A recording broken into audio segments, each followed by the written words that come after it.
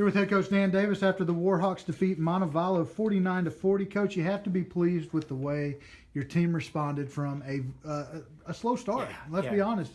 We mentioned at the first media timeout, you guys were down 11-1, I think it was. And you have to be pleased with the way that your team had battled back. Never let that adversity really overcome them. No doubt. Real pleased with that. I mean, we put them through two pretty grueling practices the last 2 days, and hearing them in the huddle, they were talking about things like that. Man, we play the way we've been practicing, and you're right. They showed a lot of fight there to come back because Montevallo, they're hungry. They're hungry for that conference win. You know that.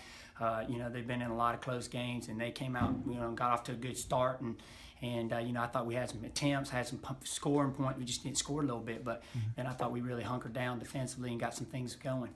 Talk a little bit about that defensive effort. What really keyed that? Because you hold a team to 27.8% shooting.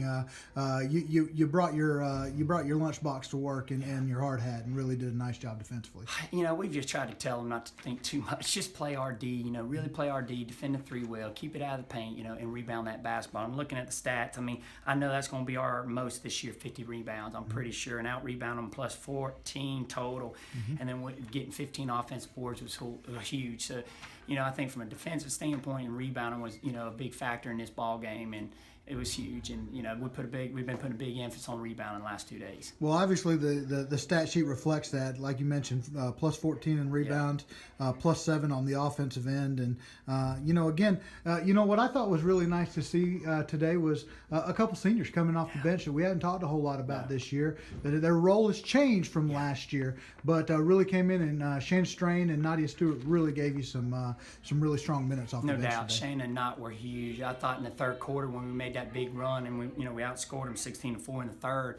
Those two were in it, and they're a big part of it. I thought Shayna was a big spark from just crashing those boards. I mean, she's had some monster rebounds there, and we scored off of them. And I think she got one past it. Someone gave it back to her, and she nailed that three, and it really ignited that run. So I thought that was huge, and it's good to see that. And it says a lot about their character, their attitude, their work ethic, their belief in their teammates, and it's exciting to see their teammates cheering them on. And we need it. They were huge for that. They were a big part of that victory, what they did out there tonight. Well, Coach, we talk about it all the time off camera. We talk about how in the Gulf South you can't take a day off. It's always a challenge.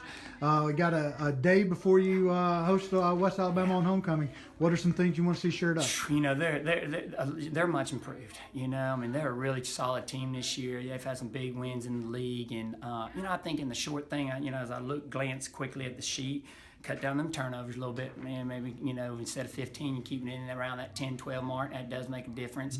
I think just a little bit tied, a little bit up on the execution. Make sure we keep executing a little bit better. But again, we just got to rebound that basketball, man. It gives you a chance, rebound that ball, get ready for a good West Alabama team. Sounds great, Coach. Congratulations again on the win. 49-40, Warhawks defeat Montevallo.